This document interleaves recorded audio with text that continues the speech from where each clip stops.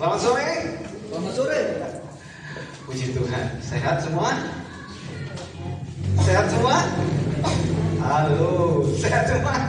Ada yang tidak sehat di sini? Ada? Tentu saya berharap tidak ada yang tidak sehat, semuanya sehat. Amin. Amin. Nah, haleluya. Sore hari ini kita akan belajar kebenaran firman Tuhan. Sehingga kebenaran firman Tuhan akan membawa hidup kita benar, benar, dan benar. Bukan sekedar benar, tapi benar, benar, benar. Amin. Ada orang di sini? Halo. Ada orang di sini? Saya sebenarnya tidak suka teriak-teriak seperti ada di dalam panggung itu. Mana sorak-sorainya? Gitu. Tidak begitu ya? Haleluya. Nah, puji Tuhan. Nah, sore hari ini kita akan belajar kebenaran firman Tuhan yang diambil dari kitab Perjanjian Lama. Di Amsal, coba dibuka di Amsal. Amsal ini ayat yang sangat terkenal ya. Amsal pasal yang keempat. Sudah barang tentu Bapak Ibu bisa tebak ayat di mana ini? Halo. Amsal 4 ayat 23. Ini ayat yang sudah sangat populer ya, sangat terkenal. Sudah ketemu? Bisa diklik ya, ditampilkan. Ya. Saya akan bagi menjadi dua bagian di sini. Yang pertama, jagalah hatimu dengan segala. Nah, kalau Bapak Ibu misalkan punya harta perlu dijaga. Kalau Bapak Ibu dikaruniai harta yang melimpah perlu dijaga. Atau ditaruh sembarangan begitu? Ya, taruh sembarangan. Kalau Bapak Ibu punya panenan ditaruh di mana kira-kira? Tentu ditaruh di ruangan yang tidak semua orang bisa ngambil, betul? Sekalipun begitu orang bisa ngambil sembarangan.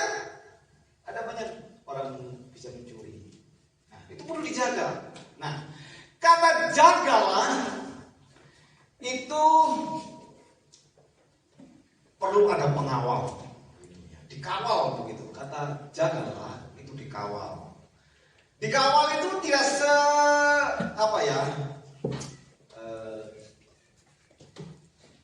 dikawal itu seperti kalau Bapak Ibu lihat Bapak Presiden mengadakan kunjungan itu perlu ada kawalan.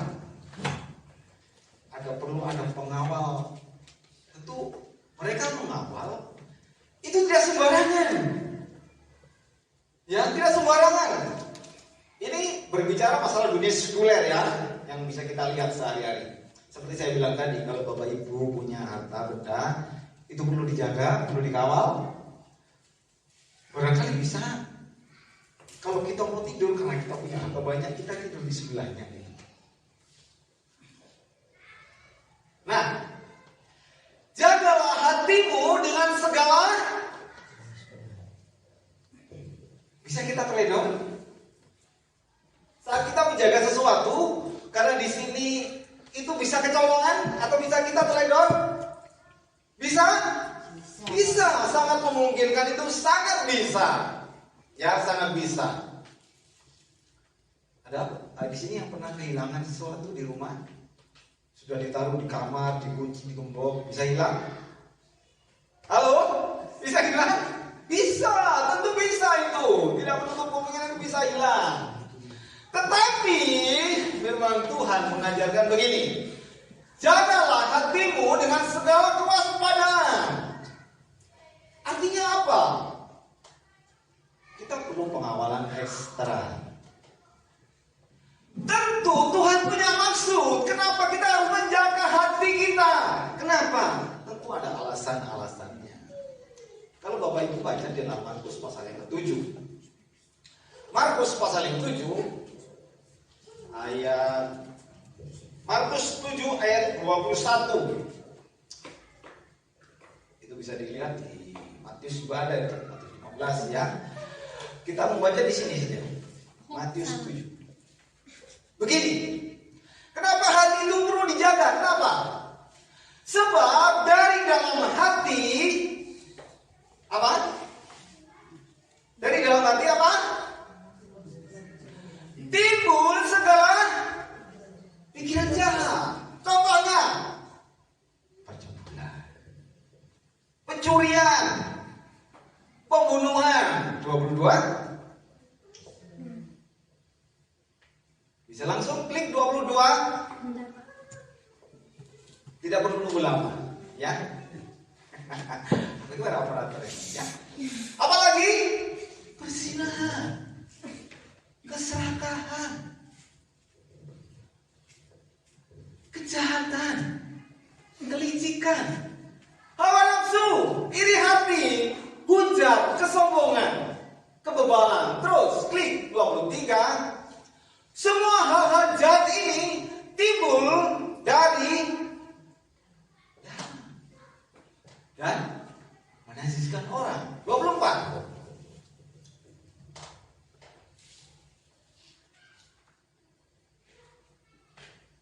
Oh, sampai 23 ya. Ya, sampai 23. Maaf ya. Maaf, sampai 23 ya. Ya, sampai 23. Betul. Jadi, kenapa hati kita perlu dijaga? Karena sakitnya itu di mana? Sakitnya di sini. Itulah sebabnya hati itu perlu dijaga. Karena dari hati timbul tadi itu. Kembali ke 21 ya. Dari Markus 7. Sebab dari dalam hati orang timbul segala pikiran. Pikiran jahat. Dari hati. Lalu apakah hanya itu saja Mas yang perlu dijaga? Tentu tidak. Tentu tidak. Amsal begitu banyak menulis apa yang perlu dijaga dari hati ini. Ya. Jagalah hatimu dengan segala kewaspadaan karena dari situlah terpancar kehidupan. Itu nanti yang kedua, sesi yang kedua. Jagalah hatimu dengan segala kewaspadaan. Tentu alasan yang pertama karena dari hati. Dari hati. Pertama itu dari hati. Punya keinginan itu dari hati. Betul? Betul? Kepingin ini, kepingin itu. Tetapi apakah itu saja yang perlu kita ketahui? Oh, tentu tidak. Tidak. Dari hal-hal apa saja? Kalau tadi Markus bilang bahwa dari pencurian, pembunuhan, perzinahan, keserakahan, iri hati, kesombongan, dan lain-lain. Nah, Amsal bilang bukan dari itu saja, tetapi yang kedua dari kekhawatiran.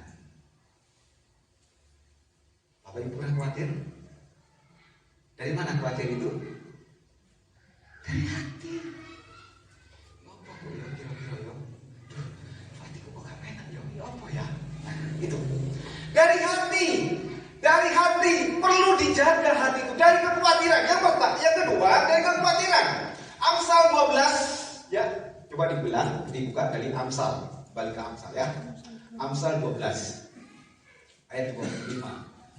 Ayat 25 bagian A.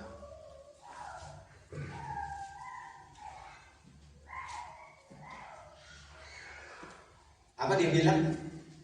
Kekhawatiran dalam hati apa? Membungkukkan orang. Bapak Ibu pernah lihat orang bungkuk? Pernah lihat orang bungkuk? Bagaimana orang bungkuk itu saat dia berjalan? Dia selalu menunduk.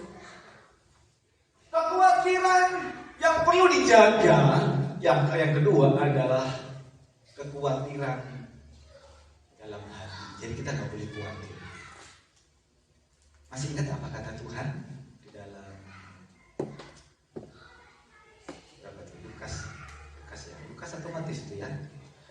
Lukas pasal yang ayat yang sama kalau nggak salah itu ayat 25. Lukas atau Matius itu, Lukas 6 atau berapa itu ya. Itu dia bilang bahwa janganlah kamu mati. Betul? Matius atau Lukas itu? Saya tadi coba Matius pasal 6 ya, Matius 6 ayat 25.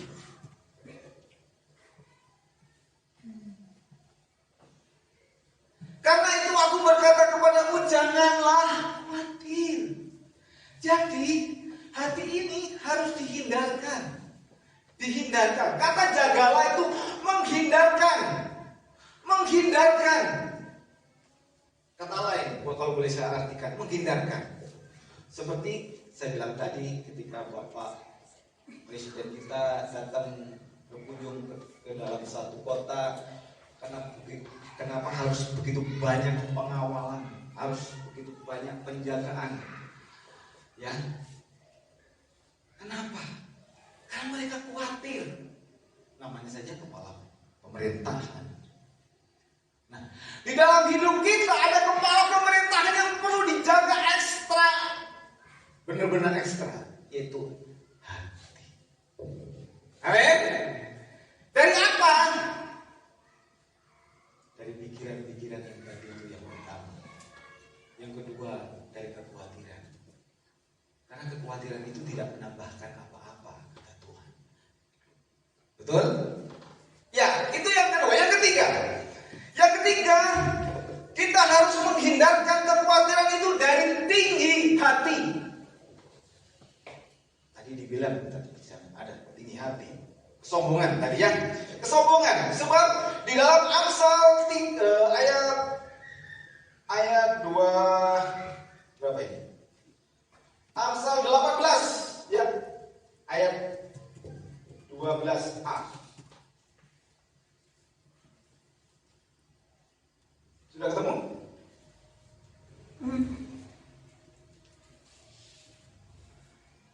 Amsal 18 ayat 12 dikatakan begini. Tinggi hati, ini berbicara masalah hati ya. Dari awal saya tadi bilang hati. Tinggi hati mendahului kehancuran. Itu perlu dijaga. Kalau misalkan kita punya pangkat, saya berharap di gereja ini tidak berpangkat. Kita semua hamba Tuhan. Amin. Amin. Tidak ada jenderal, tidak ada kolonel, tidak ada perwira, semua hamba Tuhan. Amin. Di dalam imamat itu dikatakan di dalam 1 Petrus, kita lah imamat yang rajani. Hulu balangnya Tuhan. Mas Gideons kata bahasa Inggris kata. Hulu balangnya Tuhan, hamba-hambanya Tuhan. Jadi tidak ada pangkat, tidak ada jenderal, bintang 4, bintang 5, bahkan bintang 10 tidak ada. Semua hamba Tuhan. Karena apa? Kalau kita berbicara pangkat, kita akan berbicara tinggi hati. Kalau kita berbicara tinggi hati, itu akan membawa kehancuran. Dan tinggi hati itu kata Tuhan adalah kekejian bagi Tuhan. Amsal 15, coba dibaca. Amsal 15 ayat yang ke 13.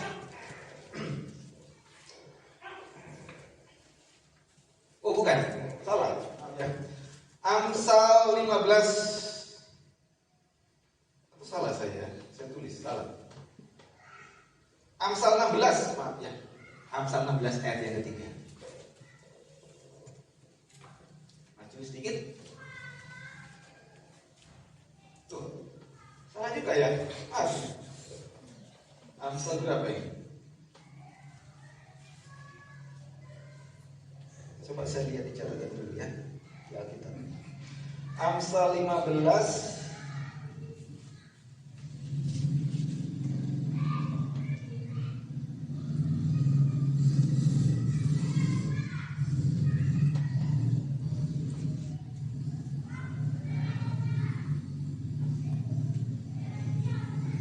Amsal 16 ayat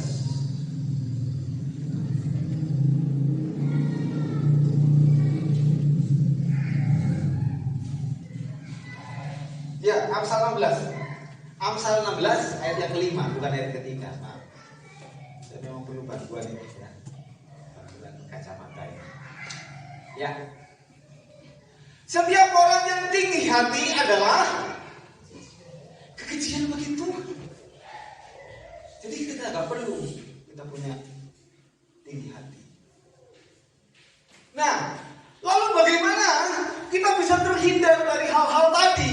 Begitu. Lalu bagaimana mas solusinya? Kita bisa terhindar dari keinginan-keinginan tinggi hati, ya, kekhawatiran. Tentu ada solusinya. Firman Tuhan selalu mengajarkan kalau ada masalah. Firman Tuhan selalu mengajarkan ada jalan keluar yang perlu kita ketahui. Tentu. Dan itu pasti. Nah, kalau kita baca dari hal-hal yang kita pelajari tadi, kenapa kita perlu menjaga hati kita dari hal-hal tadi? Supaya terpancar kehidupan dalam hidup kita, tentu ada hal-hal yang perlu kita lakukan. Yang pertama, kalau kita baca di dalam Amsal juga kembali, Amsal 18. Amsal berapa ini? Amsal 15.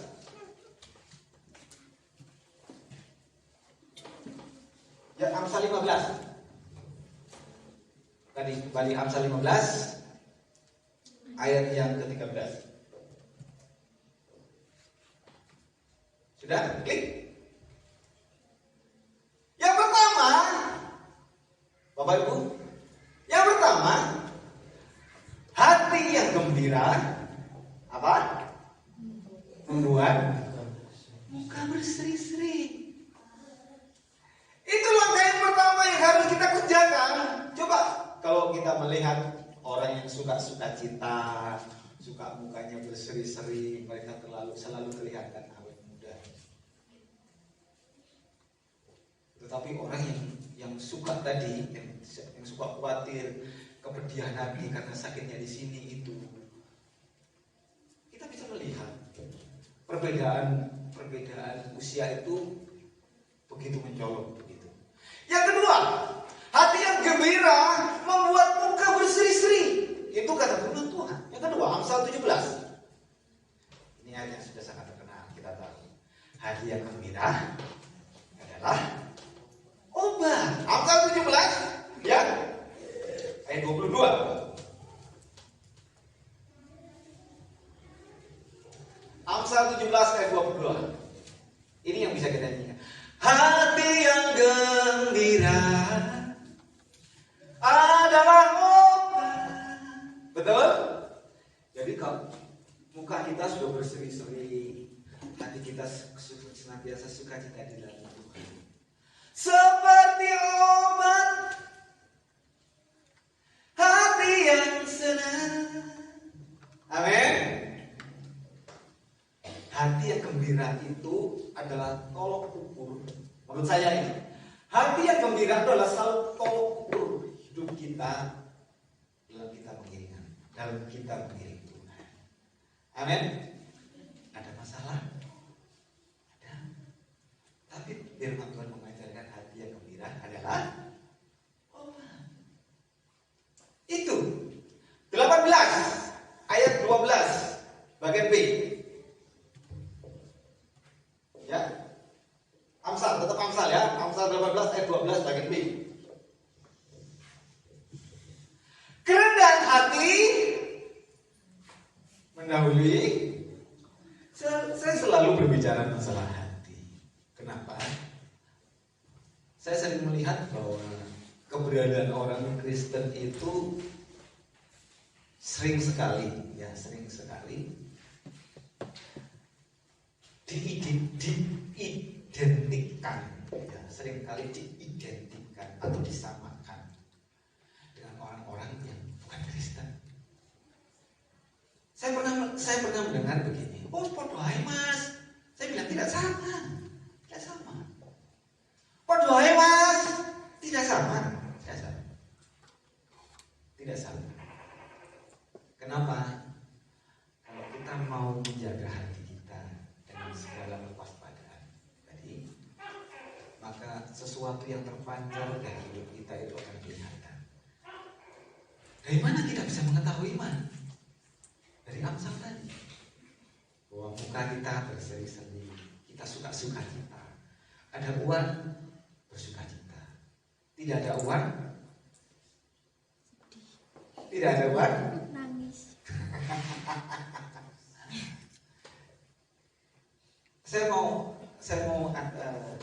Saya mau ingatkan Pak Eli pernah bilang begini.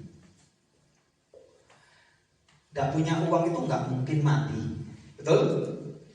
Betul? Gak punya uang itu nggak mungkin mati, betul?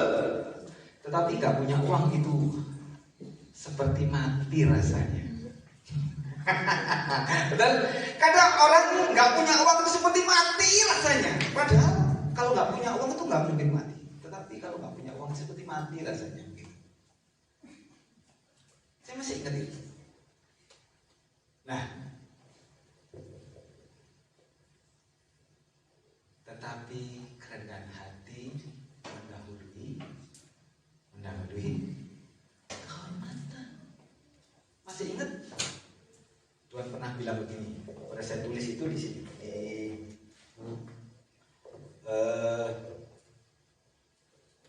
Amsal masih tetap Amsal ya. Amsal. Terus ya Amsal 22. Amsal 22 ayat 9.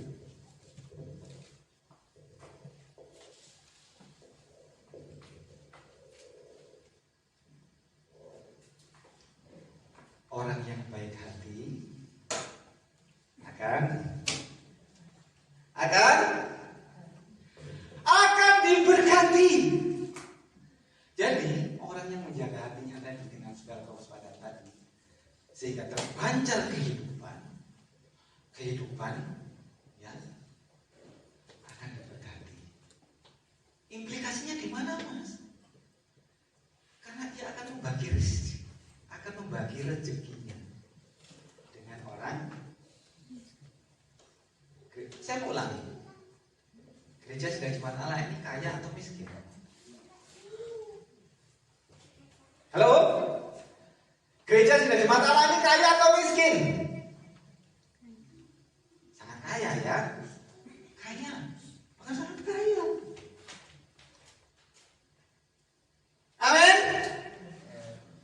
Maka karena gereja Sidang Jemaat Allah ini sangat kaya, tidak ada salahnya kalau kita membagi rezeki kita dengan orang miskin. Amin. Amin. Masih ingat 1 bulan yang lalu atau 1,5 bulan yang lalu ya, saya kasih contoh itu ketika sosok yang diidolakan, masih ingat ya, ada pemuda yang kaya ya, semua sudah dituruti, perintah-perintah agama semua dituruti begitu. Tapi ketika ia datang kepada Tuhan,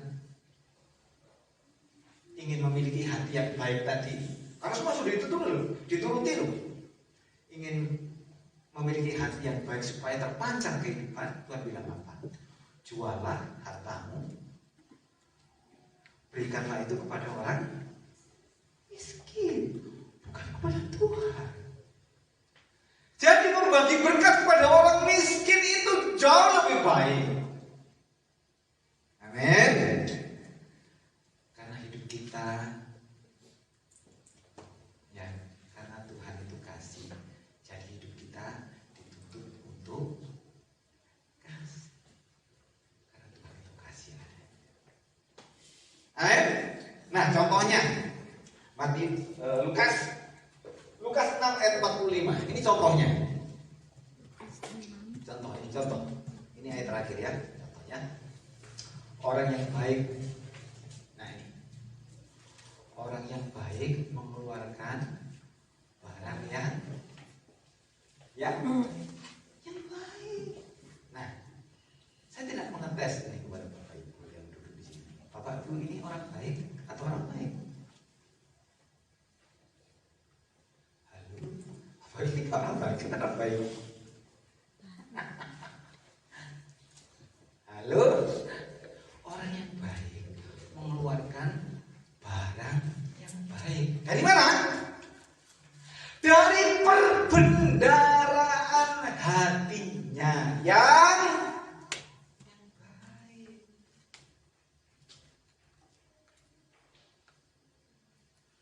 Tuh.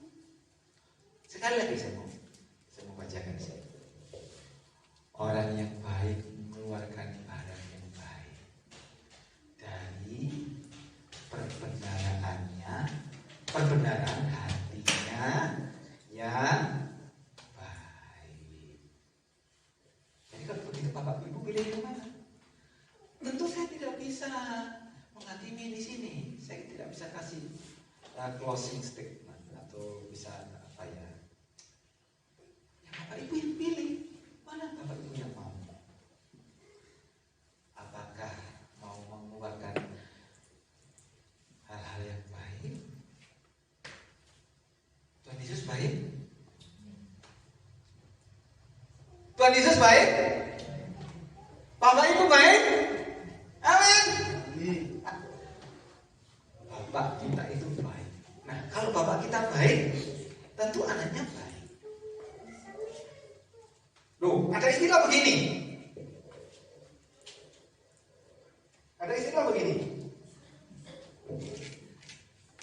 Ayam itu kan bertelur 10. Kenapa anak-anaknya kok tidak sama dengan induknya gitu? Kalau saya tanya begitu jawaban di Bapak Ibu gimana?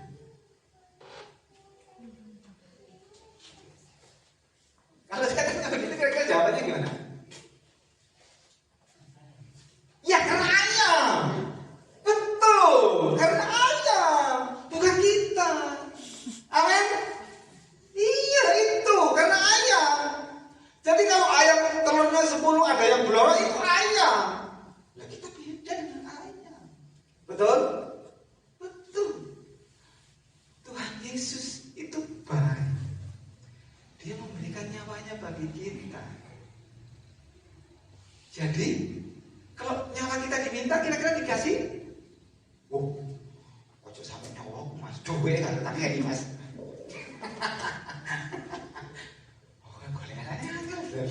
Apa begitu? Oh tentu tidak. Kebiasaan Jumat Allah tidak seperti itu. Amin. Amin. Punya semangat.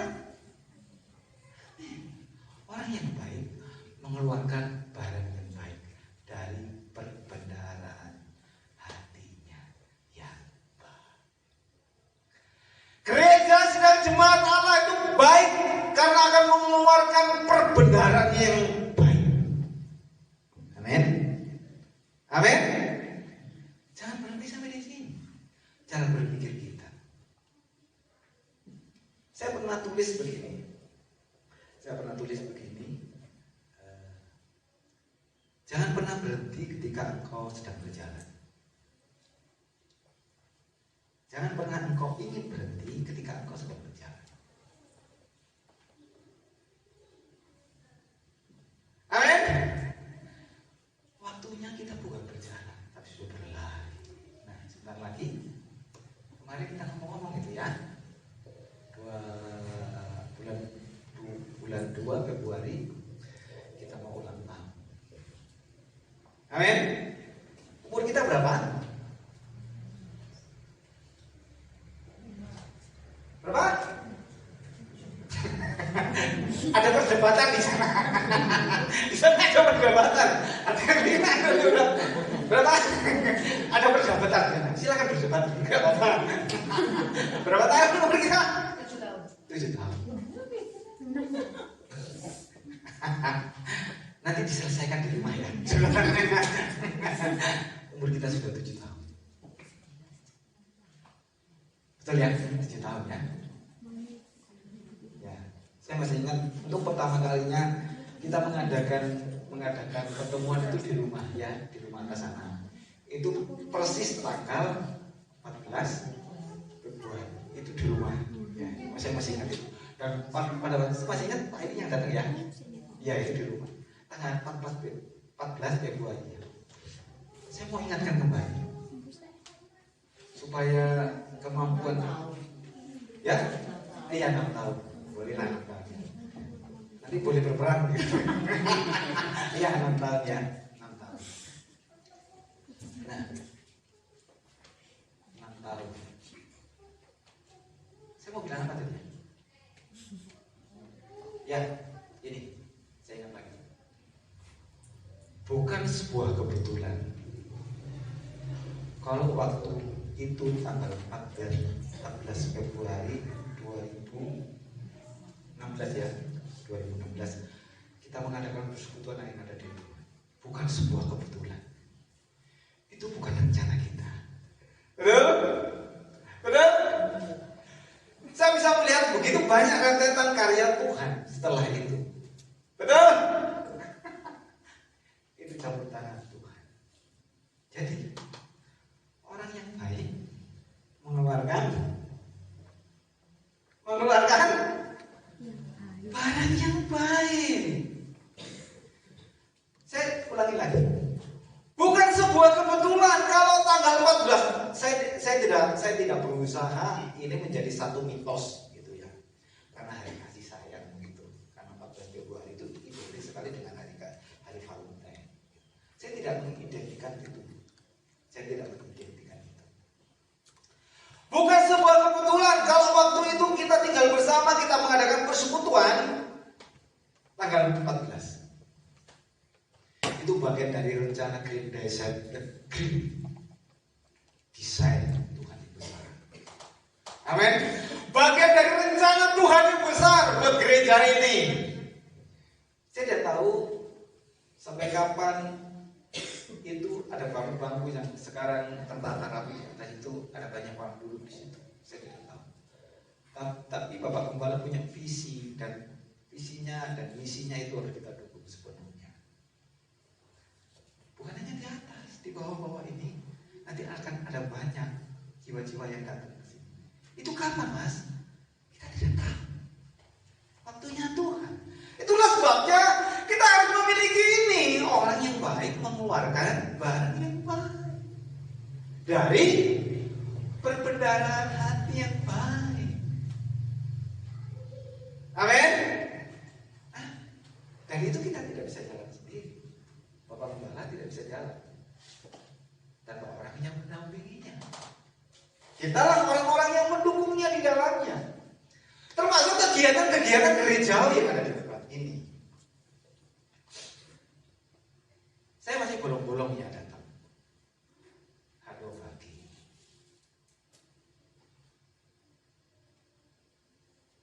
Tetapi tidak ada salahnya kalau kita sudah mulai umur 6 tahun. Kalau umur 6 tahun itu sudah bisa berjalan, Bu ya. Sih, Bayu Rono, Bayu ini kita ketemu masih kesal. Sudah bersekolah kalau saat ini.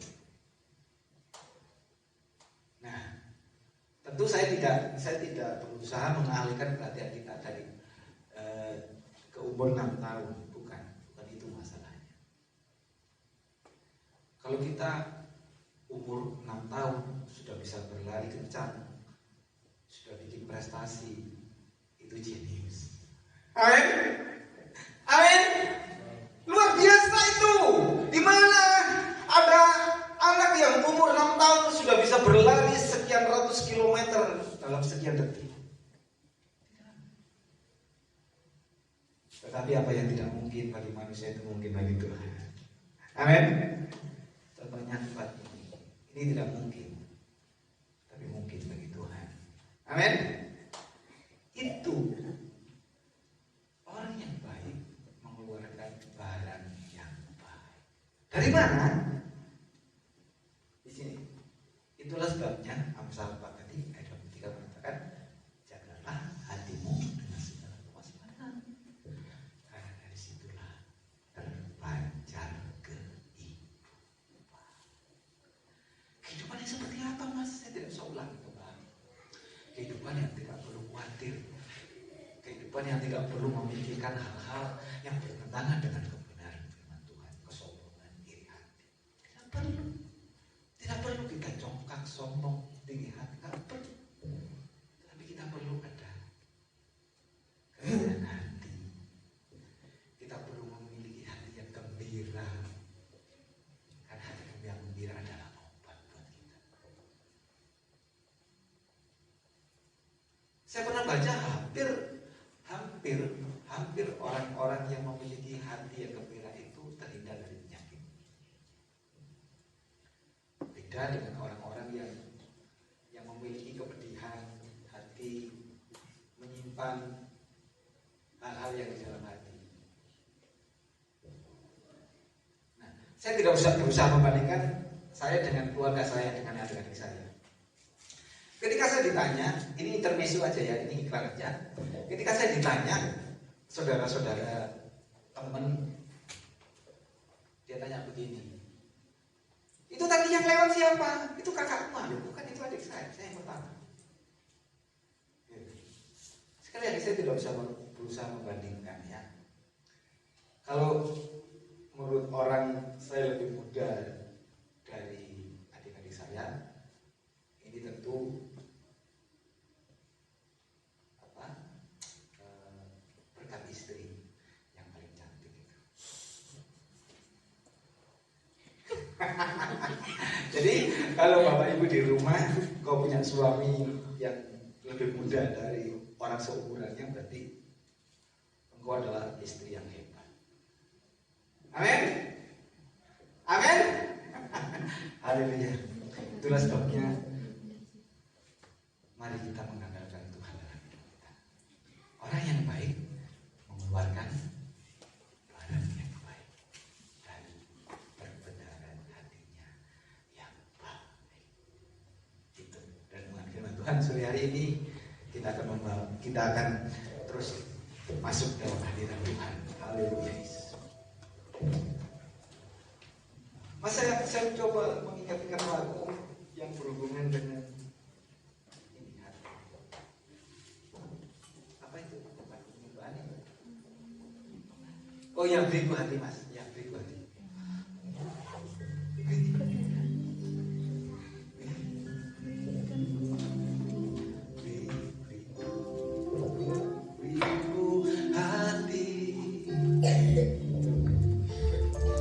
Terima kasih Tuhan, terima kasih. Mari saudara bangkit berdiri. Orang yang baik mengeluarkan hal-hal yang baik dari perbenaran hatinya yang baik. Terima kasih Tuhan.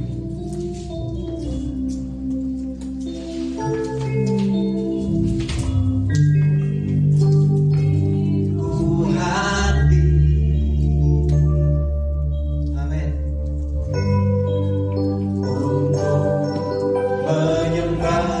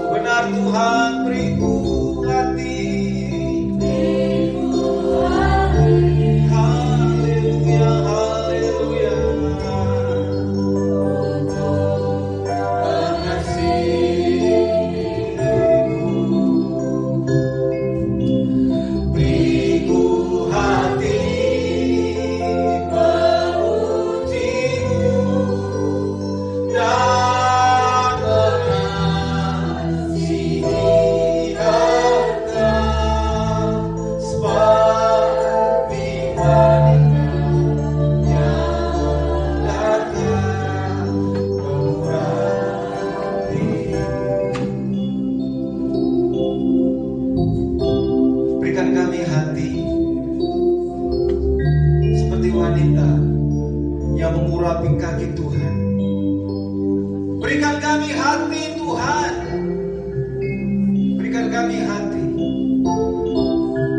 Hati yang mengasihi. Terima kasih Tuhan. Haleluya. Terima kasih Roh Kudus. Terima kasih Tuhan. Terima kasih Bapa. Mari Tuhan, Tuhan terus mengajar kami, membentuk kami, agar kami boleh semakin serupa dengan gambar Tuhan. Terima kasih Bapa. Terima kasih Roh Kudus. Meteraikan firman-Mu dalam setiap pribadi. Karena yang kami yakini, setiap kebenaran firman-Mu yang sudah tersampaikan hari ini tidak akan pernah kembali sia-sia. Akan membawa hidup kami itu terus maju dan maju di dalam Tuhan. Memberi kami semangat agar kami terus melayani Tuhan. Terima kasih Bapa. Terima kasih Tuhan. Dan akhirnya kami menyerahkan seluruh rangkaian pertemuan kami sore hari ini ke dalam tangan Tuhan. Hamba-hamba-Mu yang sudah Kau percaya melayani pekerjaan Tuhan, mari Tuhan pakai kami terus. Berikan kami semangat terus untuk kami terus maju dalam melayani Tuhan. Berikan kami roh ketekunan, roh kerajinan. Tuhan, terima kasih Tuhan, terima kasih apa yang sudah kami kerjakan hari ini. Setiap persembahan kami, persembahan tantangan, persembahan syukur, sukarela, perpuluhan, karena kami mengasihi Tuhan. Tuhan jadikan apa yang sudah kami kerjakan hari ini membawa pekerjaan Tuhan di tempat ini semakin maju, semakin berkembang. Kerinduan kami Tuhan, melalui kami yang ada di gereja ini, kami boleh menjadi saksi bagi Tuhan. Kami boleh menjadi berkat bagi Tuhan. Bangku-bangku yang saat ini kosong, belum terisi Tuhan, kami hanya mohon belas kasih Tuhan. Karena kami percaya campur tangan Tuhan akan bekerja di dalam gereja kami. Kau akan membawa jiwa-jiwa datang ke tempat ini, bukan karena kemampuan kami Tuhan, tapi karena oleh anugerah dan campur tangan Tuhan. Bapak Gembala yang berada bersama dengan kami hari ini, mari Tuhan campur tangan ketika ia melayani, memberikan hikmat urapan di dalam pelayanannya. Sebagai pemimpin Jatim Satu, kami serahkan hamba-Mu dalam tangan Tuhan. Berikan hikmat yang daripada Allah membawa Jatim Satu semakin maju. Terima kasih Tuhan, terima kasih. Kami serahkan sidang jemaat-Mu sore hari ke dalam tangan Tuhan. Siapapun kami yang sudah hadir pada sore hari, kami percaya Engkau akan memberkati kami. Terima kasih Tuhan, karena itu janji Tuhan bagi kami. Dalam nama Tuhan Yesus